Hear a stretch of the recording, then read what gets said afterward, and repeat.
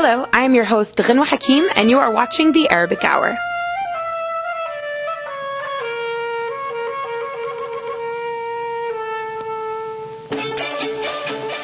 On April 3rd, the American Arab Anti-Discrimination Committee presented a conference with Professor Noam Chomsky and Omar Baddar.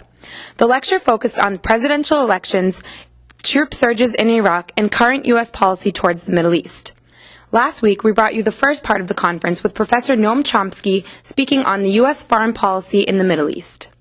On today's program, we will be bringing you the second part, a mini debate between Professor Chomsky and Omar Baddar, the executive director of the ADCMA. Their mini debate was Perspectives on the Israel Lobby. Without further delay, let us now go to Boston University with Professor Noam Chomsky and Omar Baddar.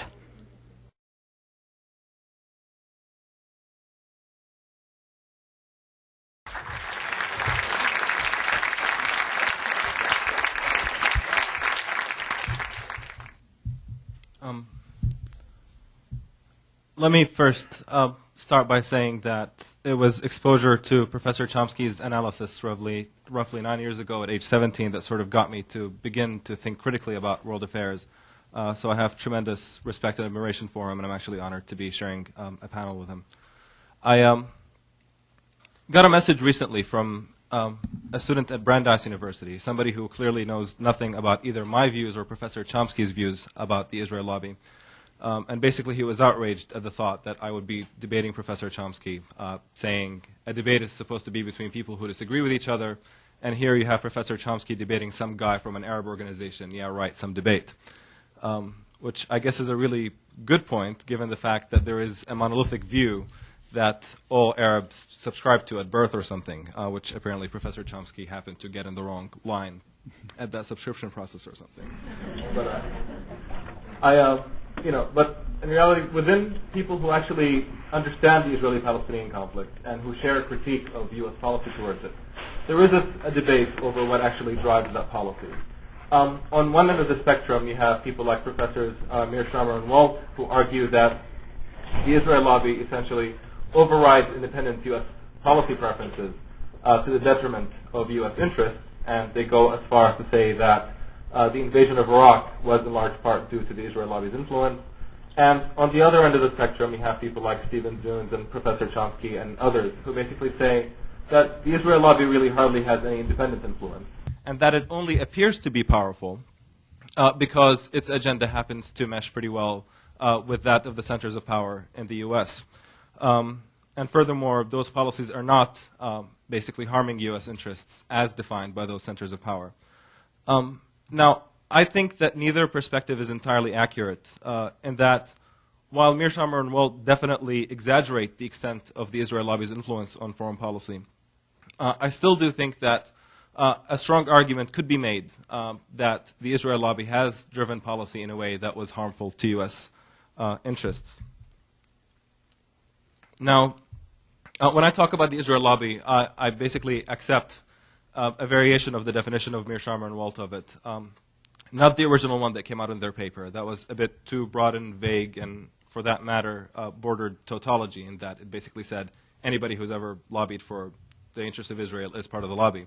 But they take a more sophisticated definition of that in their book, which is the one that I sort of think is somewhat accurate. So when I say the lobby, I'm talking about national organizations whose primary and explicit purpose is the promotion of Israel's interests in the United States. So we're talking about groups like AIPAC, the Zionist Organization of America, the Israel Project, Christians United for Israel, as well as media watchdog groups whose basically primary purpose is to tilt media coverage in Israel's favor, groups like Camera and Honest Reporting and others.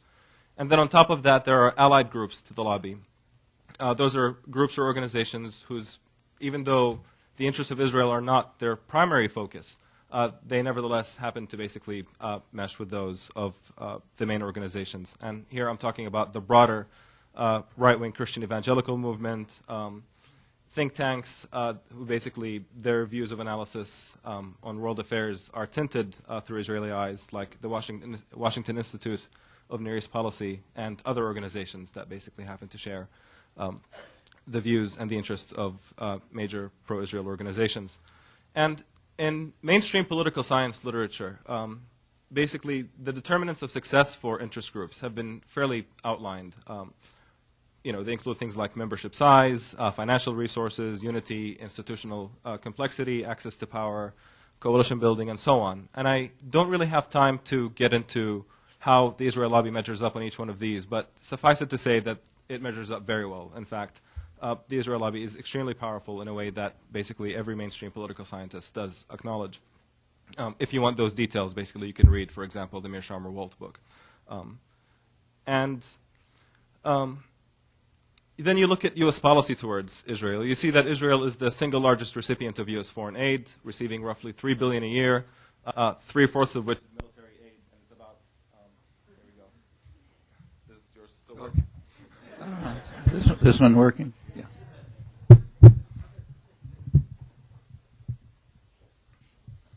All right. You see that Israel is the single largest recipient of U.S. foreign aid, receiving roughly $3 billion each year, 2/3 of which is military aid, and that's about to be converted into entirely, in its entirety, to military aid as well. You also see that Israel is the only country that receives that aid all in one allocation at the beginning of each fiscal year, is not basically required to account for it. Israel receives privileged intelligence from the United States and is allowed to develop nuclear weapons when many other countries obviously are under the threat of force over the thought. And then you look at U.S. policy towards the Israeli-Palestinian conflict. To reiterate something that Professor Chomsky just said, essentially there has been a practical solution on the table, not a perfect one, but a practical one, for over 20 years now, which calls for Israel to withdraw from the occupied territories to facilitate the creation of a Palestinian state. The Palestinians accepted this, so did the Arab League and virtually the entire international community through the United Nations. And Israel is single-handedly essentially blocking the solution. And the U.S. is backing them up. I mean, even not just with continued military and financial support, but also diplomatically. The U.S. has vetoed over 40 UN resolutions that are critical of Israel's violations of international law and human rights, which is, to put that in perspective, is greater than the number of vetoes used by all other permanent members of the UN Security Council combined on all matters. So it is kind of an obscene figure. So you look at the Israel lobby and you say it's powerful, and then you look at U.S. policy towards Israel and you see unrestrained support. And people might feel tempted to come to the conclusion that the Israel lobby is responsible for this policy. But it's not quite that simple, because there are other forces that could account for that policy as well. For example, Israel has been of extreme strategic utility to the U.S. They defeated Nasser's nationalism in 1967, which the U.S. really needed. They protected King Hussein's regime during the events of Black September from Syrian intervention. They supplied weapons to apartheid South Africa and the Contras in Latin America at a time when it would look bad for the U.S. to do that directly and, in fact, illegal. And basically, Israel is the dominant military force in the Middle East, and it's a stable one. So that makes it extremely important for the United States strategically. So even the U.S. grand strategy could also account for U.S. support for Israel. Furthermore, U.S. military aid that goes to Israel, basically, huge parts of it, something close to 70%, comes back to U.S. military corporations. So in essence, U.S. military aid to Israel is a form of subsidy to U.S. military corporations. So you can see that the defense establishment would also be in favor of this strong relationship.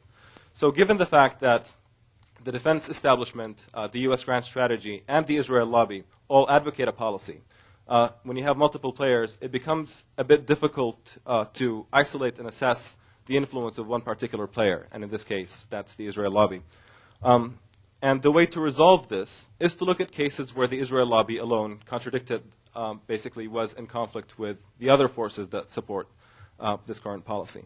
Now, unfortunately, the record does not resolve this problem because the record shows mixed results. So, for example, Professor Chomsky and others have pointed to the 2005 incident when Israel sold sophisticated military technology to China against U.S. wishes. The U.S. essentially humiliated Israel, and the lobby didn't say a word. They forced Israel to apologize publicly, which they did. In 1993, there was the incident where Israel was working out a deal with North Korea by which North Korea would cease to provide long-range missiles to Iran in return for Israeli investments in North Korea, which, when you're talking about missiles to Iran, this is something of serious strategic national security interest for Israel. And the U.S., in an effort to isolate North Korea, was basically able to compel Israel to end the deal. And in both those cases, the lobby, didn't say a word. And even in cases where the lobby did get active protesting, for example, there was the case of 1981 when the United States wanted to sell, the Reagan administration wanted to sell advanced radar systems to Saudi Arabia. The Israel lobby essentially threw a fit, and they got very active, and they gave the administration a very difficult time, and they almost canceled the deal. Only here, the defense industry, namely Boeing and United Technologies, basically who had hundreds of millions of dollars on the deal, basically got together and said that they were not going to allow this to happen. And sure enough, in cooperation with the Saudis and with the administration that was bent on getting this through, they were able to crush the lobby's opposition, and the deal actually went through. So all of these cases demonstrate the limits of the Israel lobby's influence. But on the other hand, Mearsheimer and Walt can point to cases where the Israel lobby did overcome administration opposition. So, for example, in 2002, Ariel Sharon launched Operation Defensive Shield in the West Bank, killing hundreds of Palestinians at a time when Bush basically was trying to gather up support for the Iraq War. So he did not want to be on bad terms with the Arab world. And so he demanded that basically Israel end its incursion. A couple of days later, he clarified that he meant that Israel should end it immediately.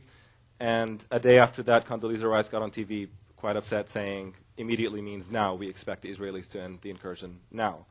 And in response, the Israel lobby essentially swung into action. There were 100,000 emails that were sent to the White House from Christian evangelical coalitions. Basically, AIPAC applied pressure on Congress, and the next thing you know, Congress is passing resolutions basically supporting Israel's incursion in defiance of the administration's requests to the opposite. And eventually, Bush essentially caved. He realized this was not worth the fight, and he said that Israel had responded satisfactorily to his call, but Israel had actually done no such thing. So this is one example of the lobby overcoming U.S. administration opposition. Another would be the settlement building that goes on. Virtually every president up until the second George W. Bush opposed settlements quite explicitly. And in the case of George Bush I, the opposition was so intense that he actually threatened to cut off loan guarantees to Israel. And there are heated comments on the record from James Baker and Bush I that basically showed that they were quite upset about this. But in the end, the settlements continued, and the settlements continue until today. So I think the pattern that you see emerging is that when we're talking about the Israeli-Palestinian conflict, the Israel lobby seems to be able to get its way over administration opposition. But when you're talking about broader strategic issues, the lobby does not stand a chance in the face of more powerful players. And what's important to note here is one might say, well, the Israeli-Palestinian conflict is not of strategic interest, so the U.S. doesn't care that much. But the problem here is that this is not entirely true, is that U.S. policy towards the Israeli-Palestinian conflict has been very costly for the United States on many fronts, the obvious ones being national security and the United States' image in the world. And then, of course, in terms of strategic positioning in the Middle East, and for that matter, in more details about access to oil and things like that. So on this particular issue, you can say that the Israel lobby does override independent U.S. policy preferences on the Israeli-Palestinian conflict to the detriment of the United States. And I know we're running out of time, so we can talk more about that in a bit. Well, there isn't going to be much of a debate because I basically agree with almost everything you've said, and I've written it many times. I think you're right in taking the narrow definition of the Israeli lobby. Even in the book, Walt Mearsheimer sometimes defined the lobby so loosely that it becomes close to tautologous. But if we keep to organized groups, like, for example, the Christian evangelicals, who, as you say, were instrumental, who you claim, I don't agree, were instrumental in overcoming administration opposition to the Operation Defensive Shield, destruction of Jenin. Yeah, that's a big group. Christian evangelicals are probably a third of the Republican vote, maybe a quarter of the population, huge electoral bloc. But the government does not go along with them. Their position is that the U.S. should support every Israeli action, everything, blow up the Temple Mount, which they've tried to do. And the U.S. government doesn't do that. Their reason for doing it is because they're dedicated anti-Semites.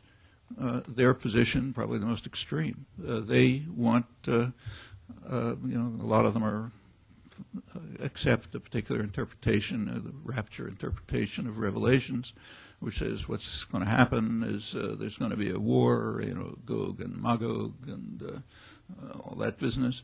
And then there'll be a great war in Armageddon. Everybody will be slaughtered. And those who are saved, namely us, will rise to heaven. What happens to the Jews? Well, they're not saved. Okay, so that's anti-Semitism at its most extreme level. And yes, they do want to support Israeli policies because they'll lead the war. But the U.S. government doesn't go along with that. In the case of Operation Defensive Shield, notice that if that's used as an example, then the lobby argument is in a serious self-contradiction. Walton Mearsheimer, as you point out, tried to claim that Israel drove the United States to the Iraq War on the side. That's completely contradicted even by their own evidence. But suppose we accept it as true. The logic that you outlined is that the lobby the lobby harmed U.S. interests by forcing the U.S. to accept the Jenin operations, even though it was undermining support for going to war with Iraq. Well, you can't have both positions. Either the lobby drove us to the war with Iraq, or the lobby harmed the effort to go to the war with Iraq, but not both. So I don't think that example shows much, and in fact I don't know of any evidence that the U.S. cared one way or another whether Israel smashed up Jenin. Yeah, it caused a lot of problems in to adopt the standard racist terminology, what's called the Arab Street. We don't talk about the British street or the French street, but there's a thing called the Arab Street, namely the population. And yeah, the population didn't like it. In fact, Bush is much more unpopular in, say, Saudi Arabia than Ahmadinejad or Jenin or Osama bin Laden. But the question is whether anybody cares about that. I mean, as long as the U.S.-backed tyrannies are able to completely control their own populations, then the U.S. government doesn't care that much about the populations. And they have been able to do that. The most valued and oldest ally of the United States in the region is actually Saudi Arabia. It's where most of the oil is. It's also the most extreme fundamentalist tyranny in the world. And if you look at what harms U.S. policy, we know, not just now, but way back. Back in the 1950s, in 1958, President Eisenhower asked his staff why there's a campaign of hatred against us in the Arab world. And the National Security Council, highest planning agency, had just given an answer. They said there's a perception in the Arab world that the United States supports harsh, brutal, tyrannical regimes and impedes development and democracy, and does so because it wants to control our oil. They went on to say the perception's true, and that's the way we should do it. So yeah, that harms U.S. interests if you think that the so-called Arab Street is something that the U.S. cares about. And so that persists until today. Right after 9/11, the Wall Street Journal did a study of the kind of Arabs they care about, what they called moneyed Muslims, rich guys, directors of multinational corporations, bank managers, that sort of thing, people very much embedded inside the U.S.-dominated system, and asked them, why they were antagonistic to the U.S. They gave basically the same reasons. They did add the sanctions against Iraq as a major reason, and also repression of the Palestinians, but they focused on the same reasons. The U.S. supports harsh and undemocratic regimes, tyrannies, blocks democracy and development, and does so because it wants to control our oil. Okay, it's not the Israeli lobby that's pushing that. That's the way the U.S. has determined its strategic goals, not only in the Middle East, the same everywhere else. Same policies around the world. Nothing special about the Middle East. There are As far as the, just one factual comment, as far as the scale of the lobby, in the sense that you correctly define it, in political science terms, money, membership, that sort of thing, that's been analyzed in detail by Stephen Zunis, and I advise you to look at it. And it turns out it's one of the smaller lobbies. It's dwarfed. It's totally dwarfed by the business lobbies, which are totally overwhelming, and even by things like the lawyers' lobby or the real estate agents' lobby and so on. It's influential, but it's influential, I think, largely because, as you say, it conforms mostly to U.S. policy. I don't consider the cases that you mentioned very. Let's take the George Bush 1 case, which is an interesting one, which is seriously misunderstood. That's the other example that's standardly given for the power of the lobby. George Bush #1 and his Secretary of State, James Baker, took the most extreme position against the Palestinians and support of Israeli expansion of any president. But they did it in secret, so they weren't getting any lobby support or pressure for it. We now know, because actually the documents were known, but they were kept quiet. They took the position.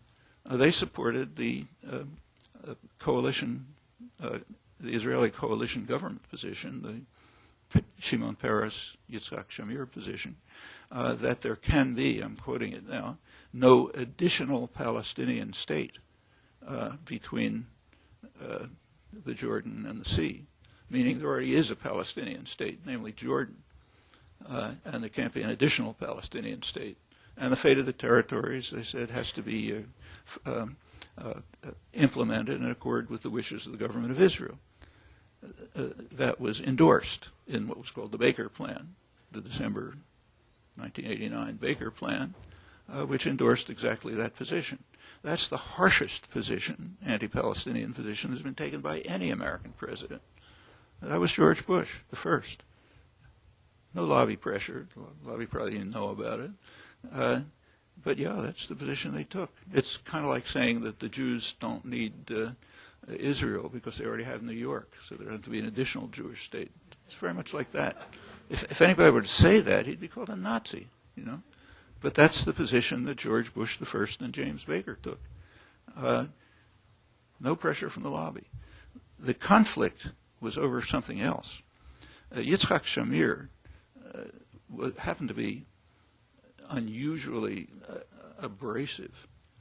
He would wait until James Baker showed up in Jerusalem, and right at that moment, brazenly announced, we're setting up a settlement on such and such a hilltop. Okay, you don't treat the Godfather that way. You have to be more polite. You have to do it the way Shimon Peres does. You say, thank you, Master, we will not settle any more settlements, just like you say, and a week after you leave, we'll put up the outpost and build it, and then everybody's happy. Exactly what happened with Condoleezza Rice on her last trip. That's the way you're supposed to behave. If you behave too abrasively to the master, he's not going to like it.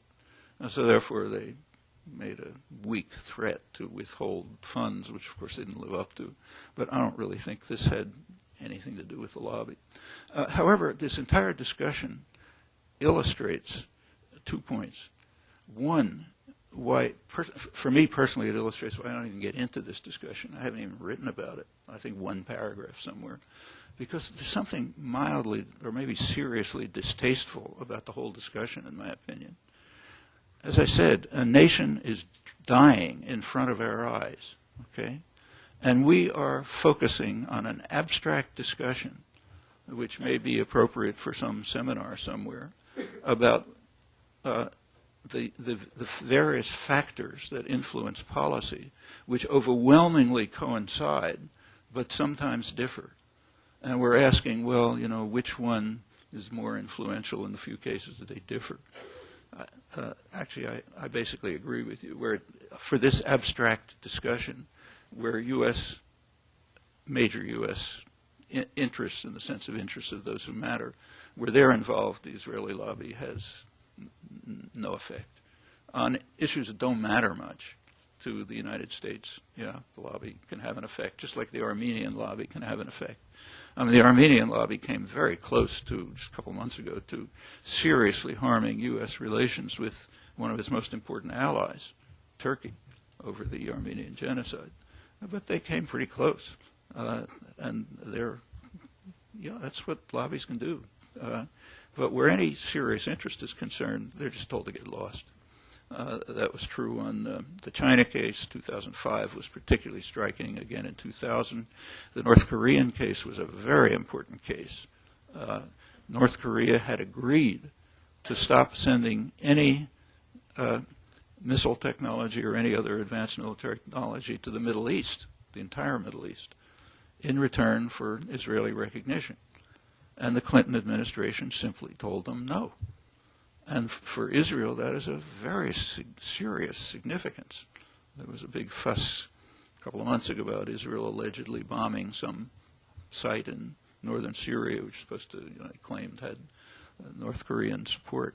Well, whatever tiny element of truth there might be to that, there would be nothing at all like that, or even any threat, if Israel hadn't bowed to U.S. pressure. And we get a real issue. I think you find that's what happens. As far as the Arab Street is concerned, the U.S. doesn't care any more than Saudi Arabia does. However, there's another point that should be made. Let's take this abstract discussion, which personally I find distasteful, about which factor in policy, which of the many factors in policy that almost always coincide has more weight. And let's ask, does it have any practical consequences, how the discussion turns out? Okay, so suppose we decide with Walton Mearsheimer that in cases, that there are cases of serious concern to, powerful American interests where the U.S. backs off because of the lobby. Well, if that's true, there is a consequence, a tactical consequence.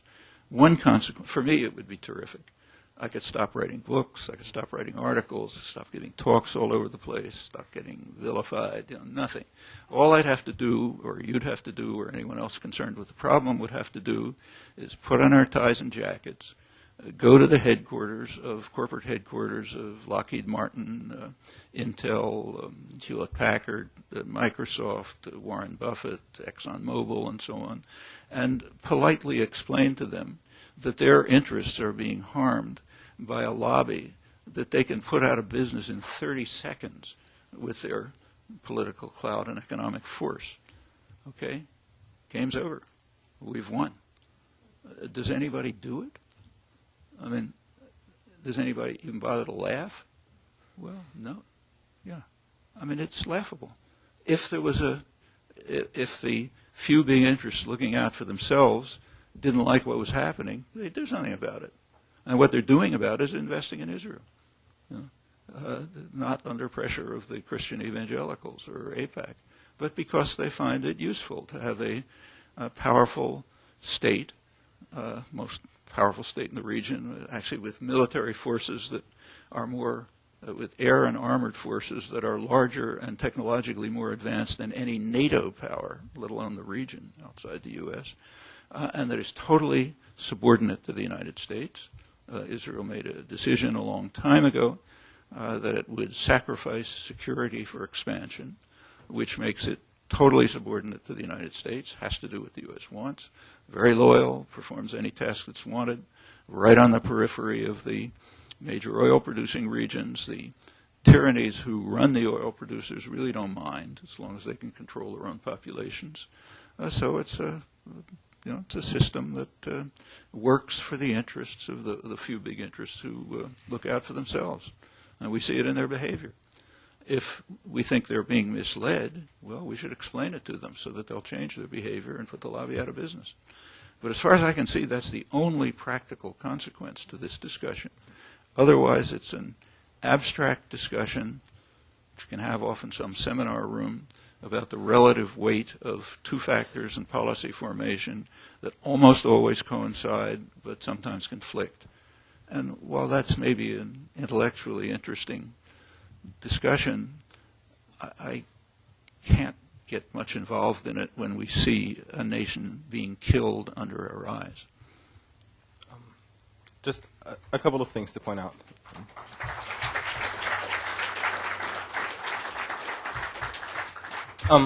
If I thought that this discussion was entirely of no consequence to basically activism to end the occupation and so on, I would consider it distasteful as well. The only thing is that I think if you operate under the assumption that the reason why the U.S. supports the monstrous policies that Israel carries out in the occupied territories is because of the influence of a lobby, then the natural course, what that leads people of conscience to do is to say, okay, well, all we have to do is present a counter voice and sort of like try to drown the other voice, create a counter force, and that would influence policy in the correct direction. But if you take the view that the Israel lobby has no influence, and that the U.S. is not really susceptible to lobby pressure, then that might give people the impression of this thing is entirely hopeless. If the Israel lobby does not influence policy, we certainly would not be able to, and therefore advocating for basically Palestinian human rights would be an endeavor that is not worth taking. So I think, for me, I'm invested in saying that there is a lobby, and if you counter it, you can be effective as a way of getting people to basically get more involved in the issue. Now, the argument here is that the reason why the Israel lobby gets away with what it does with regards to the Israeli-Palestinian conflict is because this is an issue that does not matter for U.S. policymakers. And my argument here is precisely the opposite, is that it does. Take a couple of examples. So, in the U.S. grand strategy in the region, they're genuinely afraid of Iranian influence. Now, the fact that the U.S. has allowed the conflict to perpetuate, and that fact that Iran is able to basically take advantage of that by, spreading its influence throughout the region, by taking advantage of popular hostility towards Israeli policies. I mean, this is something of serious threat to the U.S. If there was no conflict, Iran would have nothing to play on to spread its influence. And so, strategically speaking, it seems of crucial importance for the United States to take active steps to end the conflict. On the question of oil, for example, you look at Saudi Arabia. There's a reason why they're pushing for the Arab Initiative, basically to resolve the conflict as well. They presented it again in 2007. Basically, they're desperate to end the conflict because the conflict is a major source of popular discontent throughout the region. And if Saudi Arabia is going to continue to basically toe the United States line, this is going to cause problems for it in terms of governmental stability.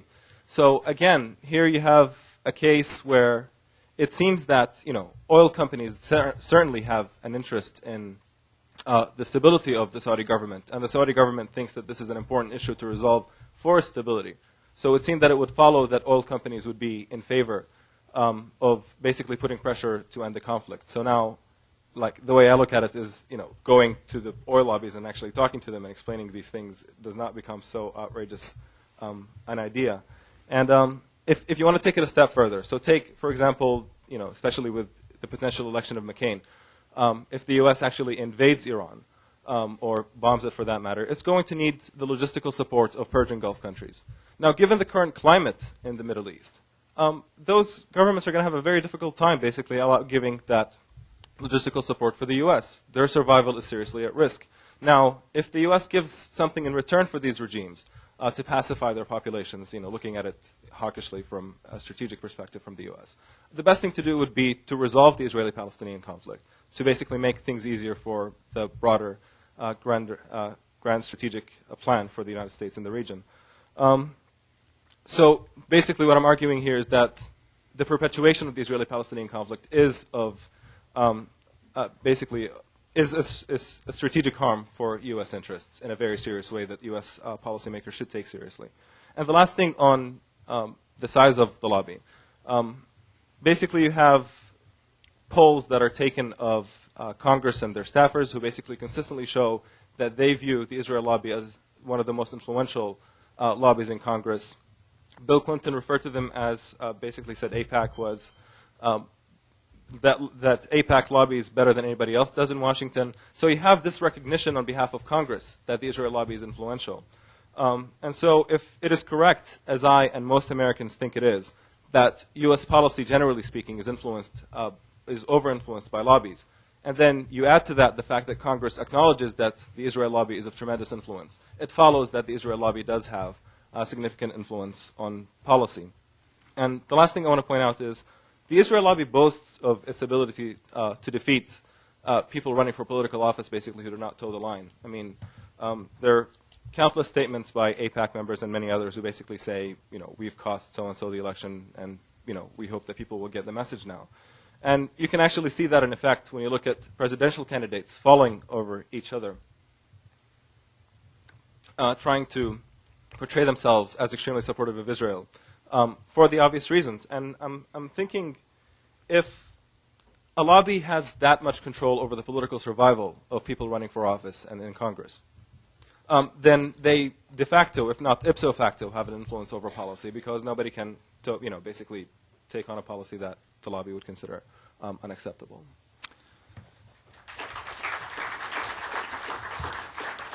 Well, again, I have only a small factual disagreement and agree with the main thrust. The factual disagreement has to do with the power of the lobby.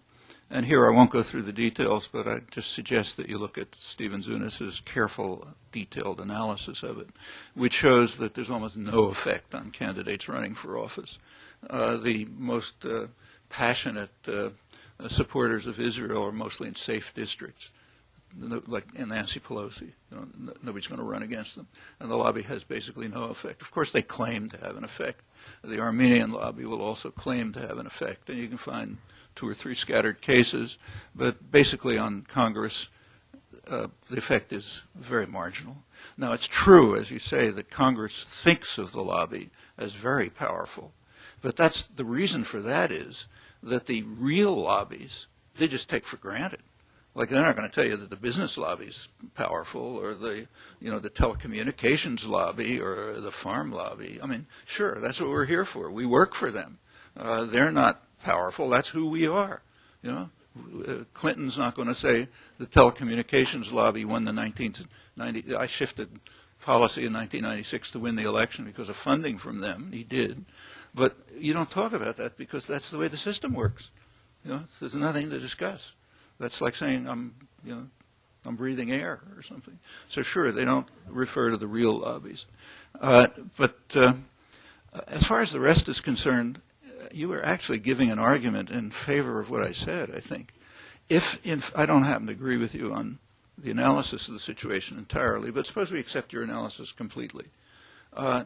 The U.S. policy with regard to Israel-Palestine is harming the interests of the few big interests who run the country,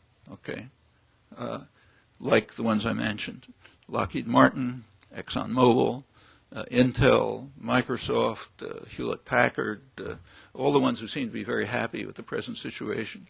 So U.S. policy is actually harming their interests. Well, there is a tactical consequence, namely, we're wasting our time here. We should be going to their offices and explaining to them that this marginal lobby, which they can put out of business in 30 seconds, is harming their interests, as if they can't figure it out for themselves.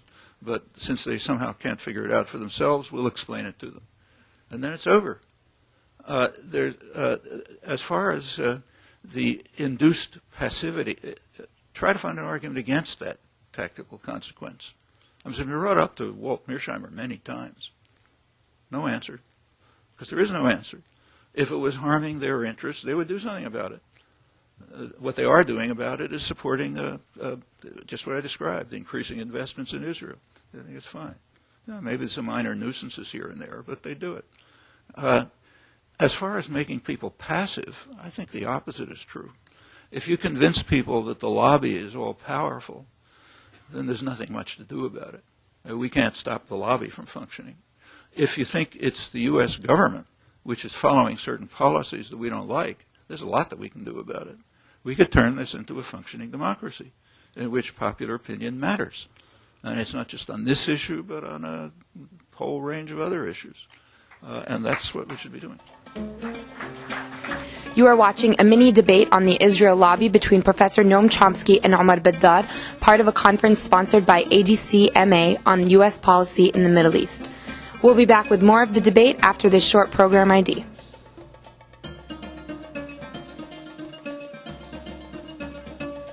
You are watching The Arabic Hour, a program of news, views, culture, cuisine, and the Arab American experience.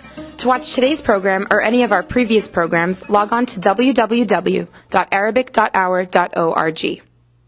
And now, back to our program. I'm just going to ask that people who have questions raise their hand, and when I call on you, please stand and speak as loudly as you can. I know sometimes we have to set up our questions with a couple of facts. If you have to do that, try to limit it to 30 seconds, 45 seconds. And I'm going to try to call around the room. So why don't we go here, and then here, and then here.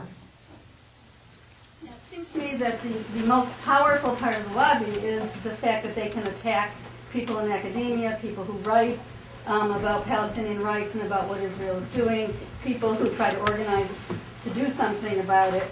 That's where the lobby is really powerful and very effective, and trying to keep people from getting tenured, all the kinds of things that they've been doing.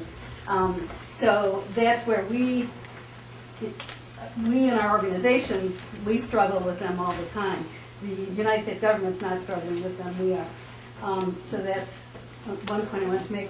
The other is that Noam keeps mentioning Stephen Zunis, and I just want to announce that he's going to be speaking at Tufts on April 25th and 26th. There's a conference organized by New England United, and I urge you all to come, and you can look up New England United on the website. There'll be more information about it there.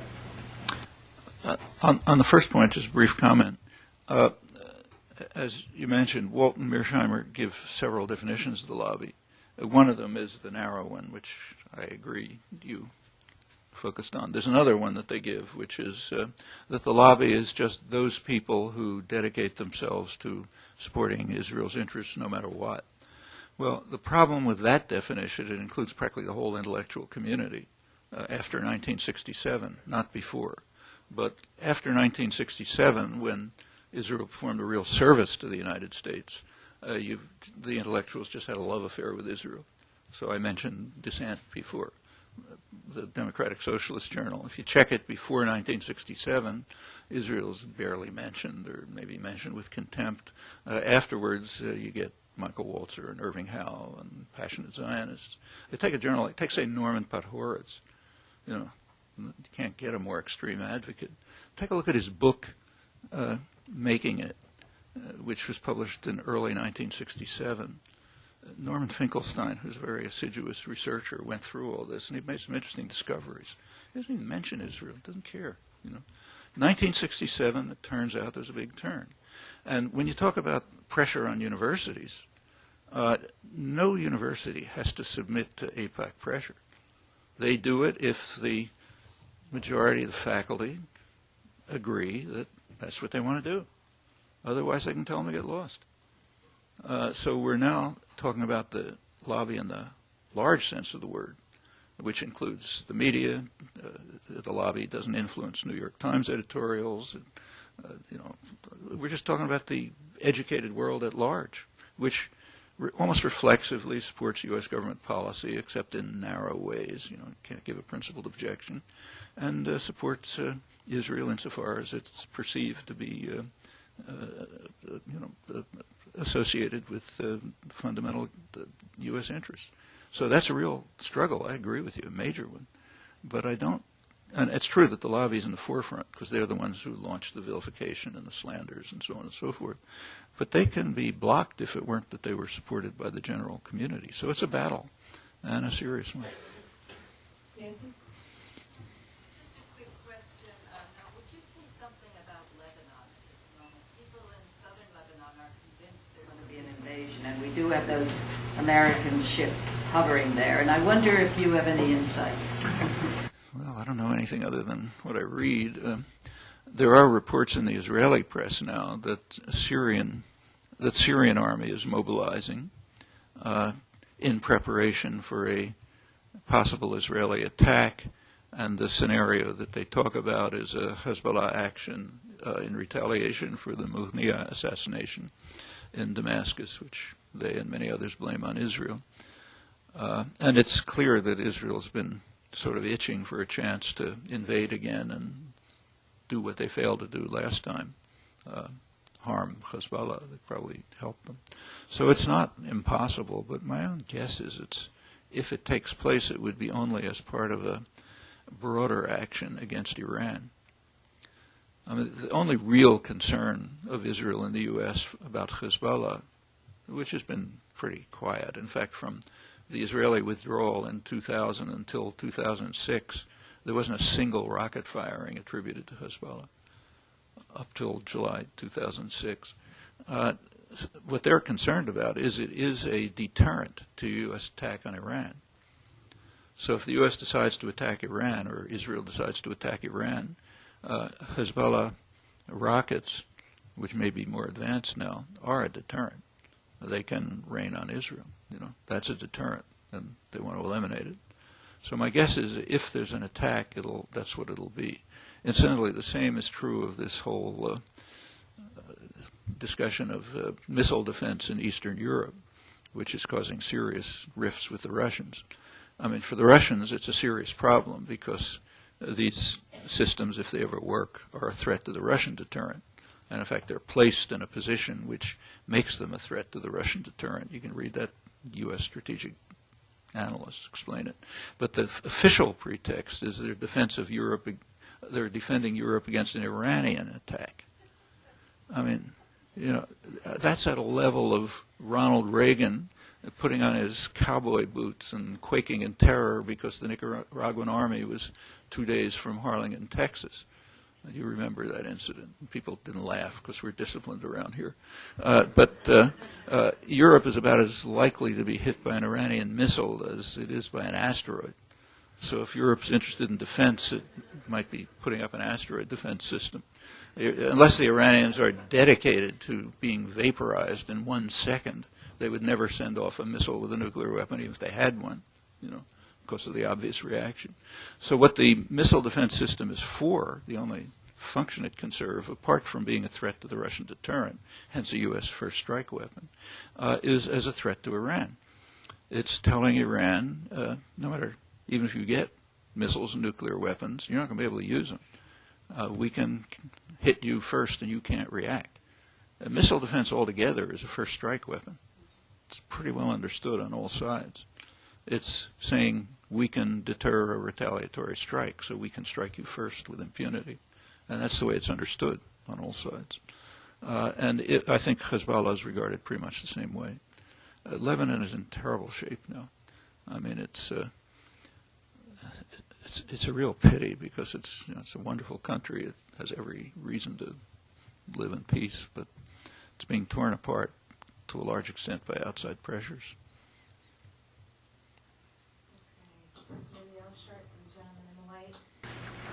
A question for Professor Chomsky. How, if at all, you think your views on Israel and the Middle East have been affected by your growing up as a Jew in a Jewish family? Yeah, well, I grew up as in an intensely Jewish environment, in fact, Jewish ghetto pretty much, and was a Zionist youth leader and so on. And it may surprise you, but my views as a Zionist youth leader in the 1940s are about the same as what they are now. I was part of what was the Zionist movement that was opposed to a Jewish state. And that was a substantial part of the Zionist movement in those days. There wasn't an official commitment to the Jewish state until 1942.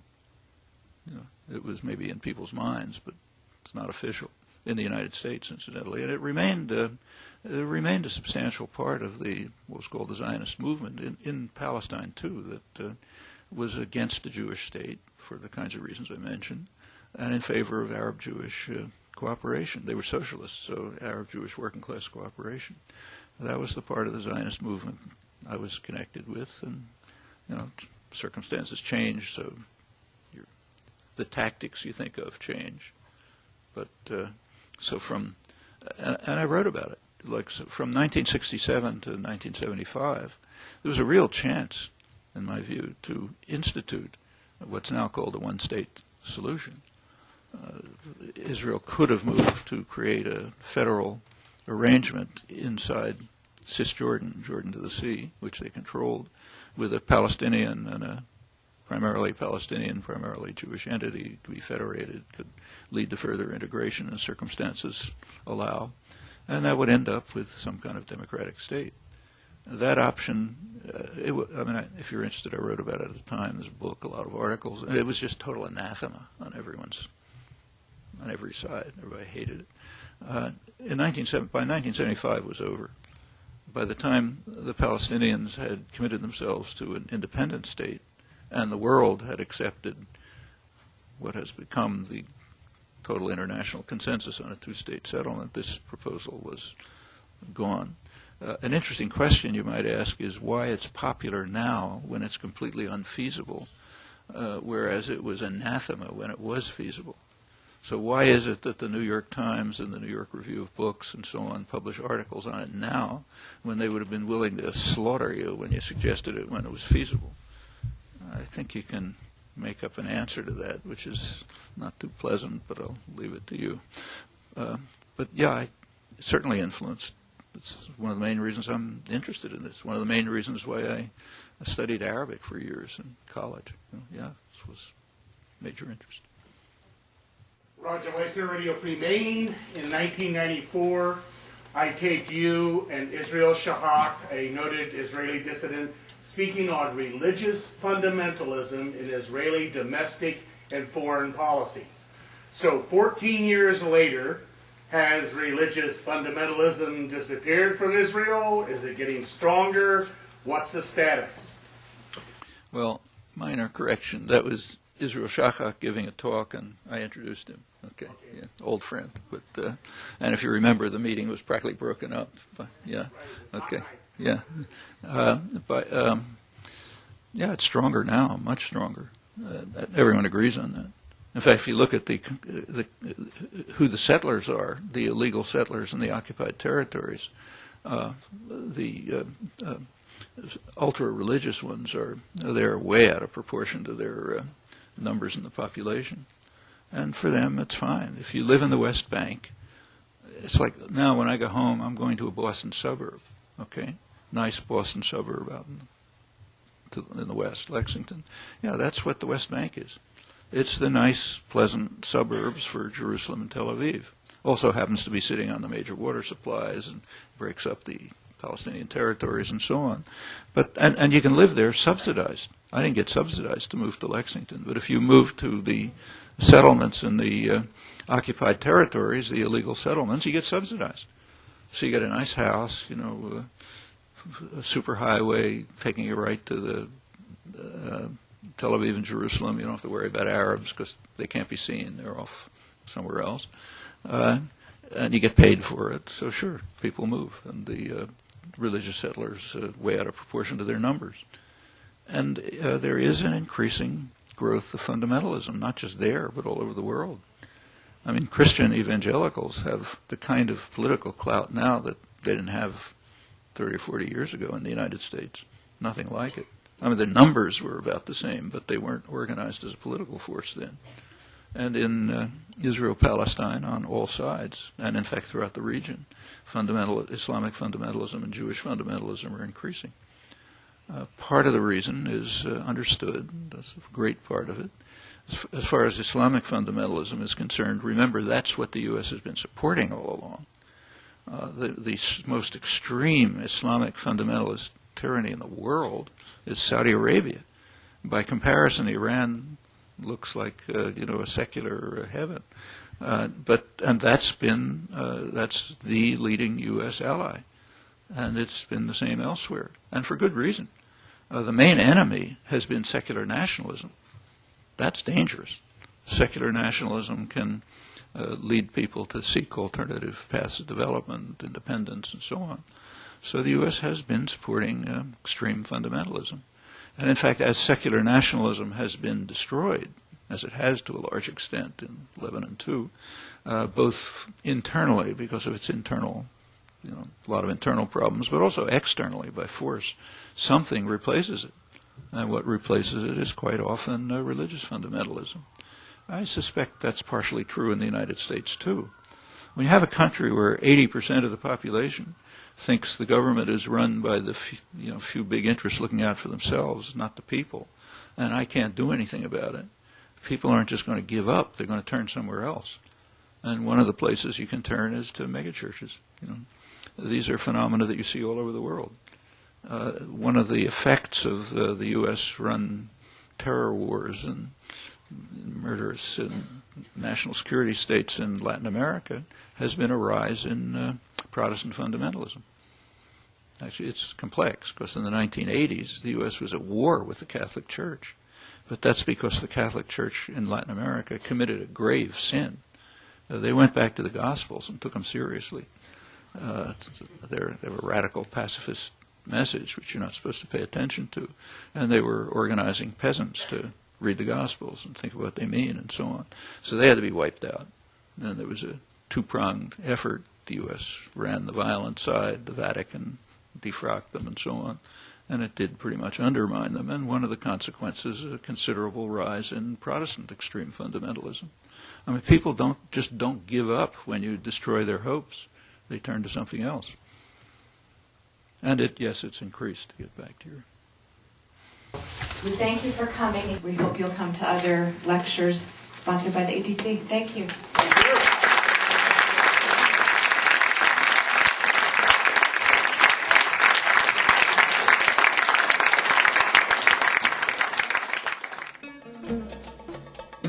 You are watching The Arabic Hour, a program of news, views, culture, cuisine, and the Arab American experience.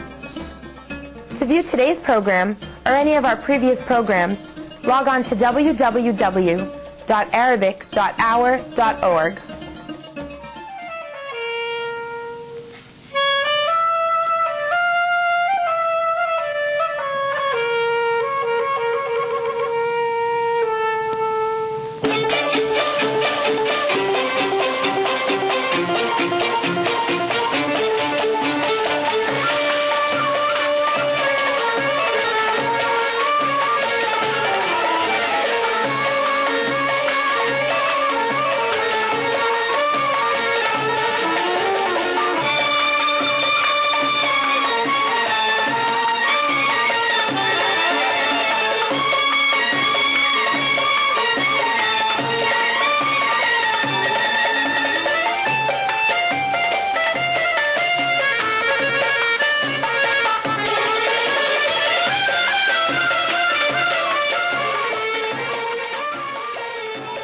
That's all the time that we have for today. Thank you for tuning in, and don't forget to join us next week for another edition of The Arabic Hour. On behalf of the volunteer staff here at The Arabic Hour, my name is Ghinwa Hakim, wishing you a pleasant week. The Arabic Hour has been brought to you in part by the William G. Abdullah Memorial Library, a resource center for information and education on the Arab American experience, the American Arabic Benevolent Association, an umbrella organization for community endeavors, the Nicholas G. Barham Veterans Association and Ladies Auxiliary, providing veteran services scholarships with community pride, and by our members as well as contributions by viewers like you.